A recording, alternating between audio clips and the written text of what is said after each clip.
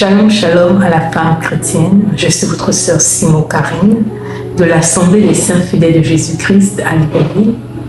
Et je fais cette vidéo afin de pouvoir encore une fois de plus nous édifier, car vous êtes sur votre émission de la femme restaurée, qui n'a qu'un but, ramener la femme à la position de la saine doctrine. Et pour cela, nous allons lire le livre du titre, chapitre 2, du premier verset au verset 4. Donc, cela s'affiche déjà sur votre écran. Vous pouvez le lire depuis la maison. Ici, il est question de la femme âgée et de la jeune femme. Concernant la femme âgée, on demande de pouvoir être ni médisante, d'avoir l'extérieur qui convient à la sainteté, d'être sobre, de ne pas être allumée au vin, afin que cette dernière puisse enseigner à la jeune femme comment s'occuper d'une maison, comment aimer ses enfants, comment aimer son mari, comment s'attacher, bien s'adonner aux soins domestiques. Mais fort est de constater, bien aimées sœurs, que les rôles sont à deux fois renversés. À deux fois même, la femme âgée n'est pas à sa place.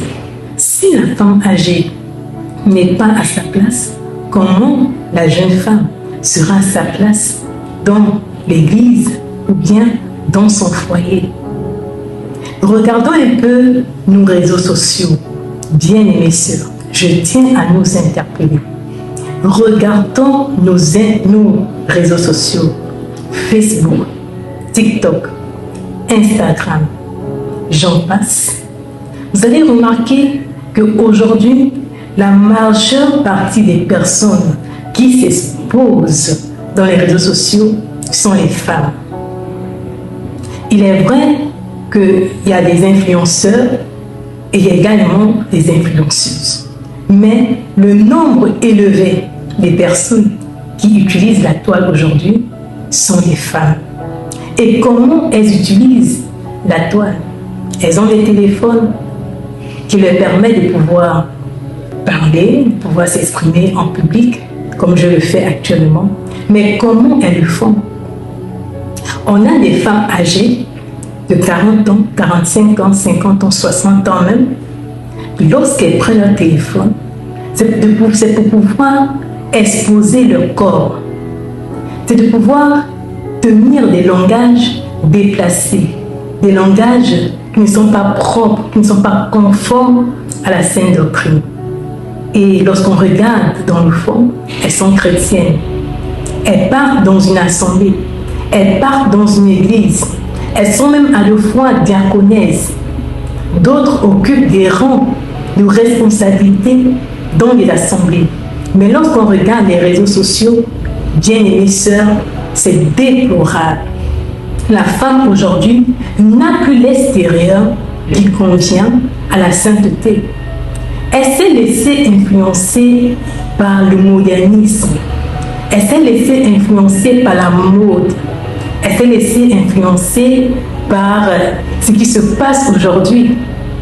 Lorsqu'il y a une tenue qui sort sur le marché, ou bien lorsque une star comme Rihanna, comme Madonna, fait sortir un vêtement, à tout prix, il faudrait que la femme également, qui est en Afrique, puisse avoir cela.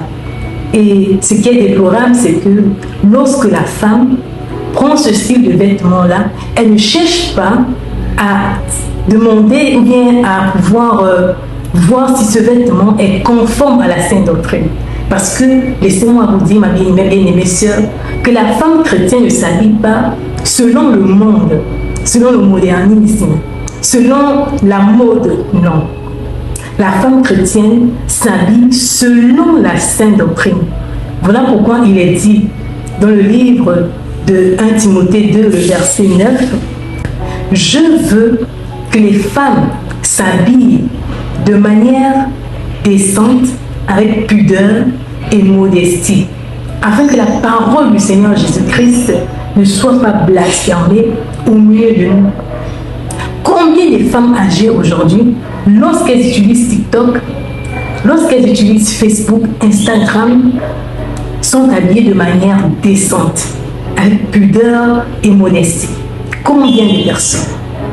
Moi, à ma connaissance, lorsque je regarde mon TikTok, je regarde mon Facebook, je compte du bout des doigts. Sur 10 personnes, je peux voir 2 personnes à 2 fois. Donc, lorsqu'elles prennent leur téléphone pour faire passer peut-être un message, pour faire passer un message, elles s'habillent de manière décente, avec pudeur et modestie, comme l'a dit Paul. Mes bien-aimées sœurs, mes mamans, vous êtes aujourd'hui nos modèles. Ce n'est pas nous qui le disons, mais c'est Paul qui dit cela. La femme âgée doit être un modèle pour la jeune femme.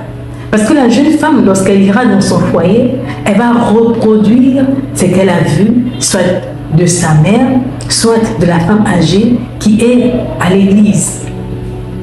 Parce que nous parlons de l'éducation de la jeune fille. La jeune fille reçoit plusieurs formes d'éducation. L'éducation familiale, l'éducation que donne l'école et l'éducation de l'église, de l'assemblée, de la parole du Seigneur Jésus-Christ. Si la jeune fille n'a pas été bien éduquée dans son enfance, que l'éducation de la rue ou bien de l'école a raté, bien aimé, cette dernière pourra se rattraper à l'église. Parce qu'il y a la femme âgée, il y a les femmes âgées qui sont là pour nous encadrer, pour nous enseigner, pour nous redonner ces valeurs-là que nous n'avons pas pu avoir lorsque nous étions plus petites. Mais si aujourd'hui, mes bien-aimés, cette femme âgée-là n'est même pas enseignée sur son rôle. Si aujourd'hui la femme âgée est celle-là qui expose son corps dans les réseaux sociaux, que fera maintenant la jeune femme dans son foyer? Bien-aimées sœurs, je vous dis une chose aujourd'hui, que l'expansion des réseaux sociaux ont été vraiment pour exposer et pour détruire la vie de la jeune femme.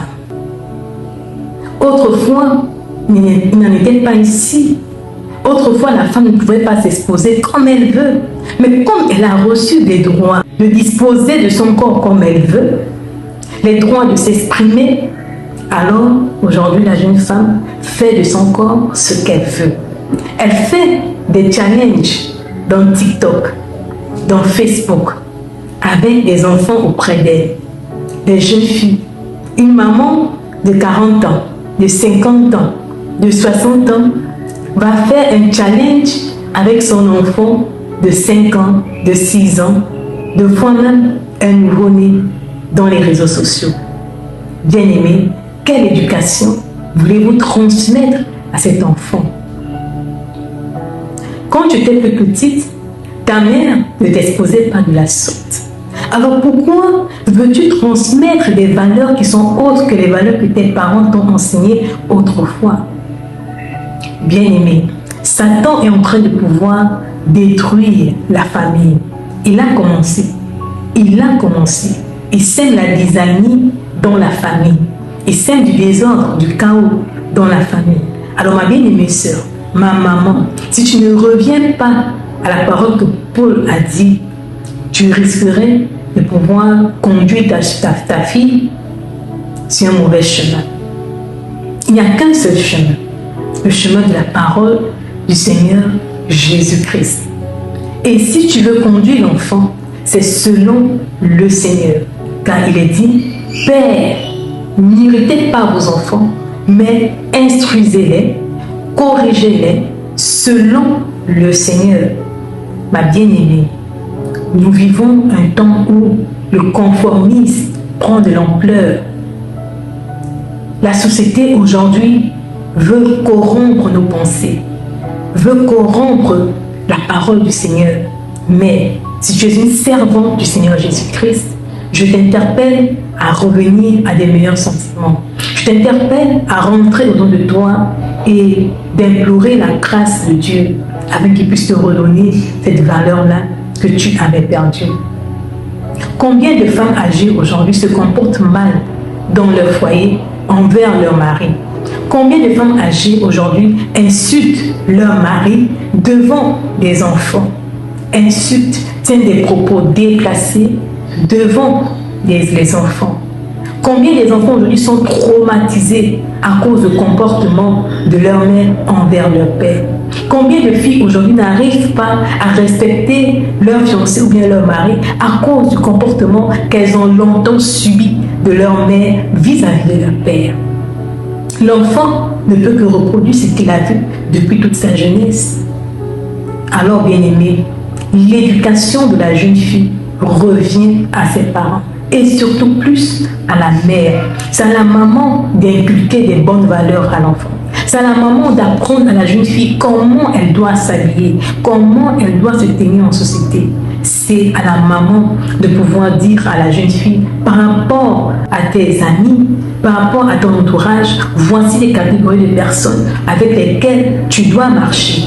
C'est à la maman de veiller sur la jeune fille. Aujourd'hui, nous achetons des téléphones à nos enfants, mais nous n'avons pas le contrôle de ces enfants-là. Nous n'avons pas le contrôle de ces téléphones-là. Même le blanc, lorsqu'il a créé le téléphone, il a mis un mode contrôle parental. Les blancs, quand ils ont créé cela, eux-mêmes, ils contrôlent leurs enfants. Depuis le téléphone, ils activent ce mode-là, contrôle parental. L'enfant ne pourra pas avoir accès à tous les sites Internet. Mais aujourd'hui, nous achetons des téléphones, nous offrons cela à nos enfants, nous sommes heureuses, nous sommes contentes, mais il n'y a pas le contrôle parental. Combien de trafics se font dans les réseaux sociaux? Combien de choses horribles se passent dans les réseaux sociaux? Et les enfants, à deux fois, sont là. À deux fois, les enfants adhèrent à des sectes dans les réseaux sociaux. On a eu des témoignages. Bien-aimés, revenons à la parole du Seigneur, revenons aux paroles des apôtres, car il est dit dans Éphésiens 2:20, nous sommes édifiés sur le fondement des apôtres, des prophètes et Jésus-Christ lui-même étant la pierre angulaire. Ne déplaçons pas les bornes qu'ont laissées les anciens. N'allons pas au-delà de ce qui a été dit. Restons sur la parole. Restons cadrés sur la parole. Tu es une maman. Comporte-toi comme une maman qui craint le Seigneur. Comporte-toi comme ces femmes-là qui faisaient profession de servir Dieu autrefois. Reste figé dans la parole. Ne va pas prendre de l'Occident pour amener dans ta maison. Non, ma bien-aimée. Alors toi, jeune femme, toi, jeune fille, je te conseille d'ouvrir ton cœur, de recevoir l'instruction qui est selon la parole venant de tes parents. Je te conseille de recevoir l'instruction des femmes de ton assemblée qui sont conformes à la parole, afin que la parole du Seigneur ne soit pas blasphémée au milieu de nous, les filles de Sarre. Que le Seigneur vous bénisse. Nous nous retrouverons prochainement par la grâce de Dieu. Shalom.